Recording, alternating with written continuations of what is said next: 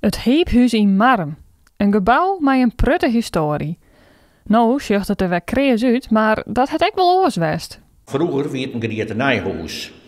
Het is namelijk zo, in 1830 is dit gebouw maken door een man die heette Albarda. En die werd de grietman van Verwedderdeel, maar hij werd tevens ook notaris. En Nijhuis is notaris Heepje kwam. En die had het schonken aan zijn dochter. En uiteindelijk is de dochter die had het jongen aan de gemeente. En de gemeente die had er een orde van dagenhuis zo maken. En dat is eigenlijk dat in de 70 jaren is dat beloon. En toen is er een Griene Kruisgebouw in kwam. De squalla had je nou in zitten. Er had nog een sooswest. De peuterspeelzaal had er west. En op een gegeven moment hulde dat ik op. En toen is het pand overgegaan naar een particulier. En toen is het eigenlijk helemaal misgegaan met dit pand. Het is nu weer helemaal up-to-date, maar het is zwier verwaarloosd. Je zegt van het dikke het pand net niet eens meer.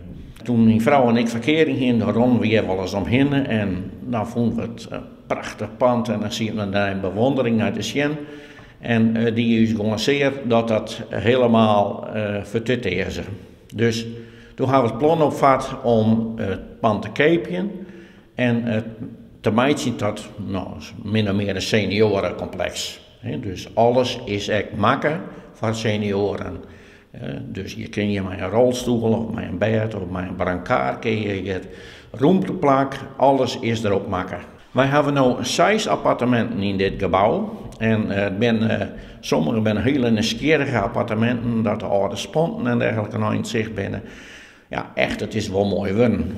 Wij gaan proberen om het gebouw zo energiezuinig mogelijk te maken. Het is een oud gebouw en ja, dat had ik zijn beperkingen, maar we gaan zorgen dat eigenlijk de isolatie van het pand zodanig is dat het boven de RC van Fjouwer, dat is al heel heeg, dat is al meer dan de nijbouw. En alles is voorzien van vlierverwarming. En de verwarmingsbron, dat is een warmtepomp. Dat is een lucht-waterwarmtepomp. En die helpt uit de boeteloft de warmte bij en comprimeert het en brengt het hierheen. En er is hier een verwarmingsunit die het omzet in warmte, maar ook warm water. Dus eigenlijk heel uniek voor een oud pand om zoveel te doen om het energiezuinig te maken. Fjouwer van de 6 appartementen ben al verkocht. Maar van weinig interesse het, er binnen nog 2 oor.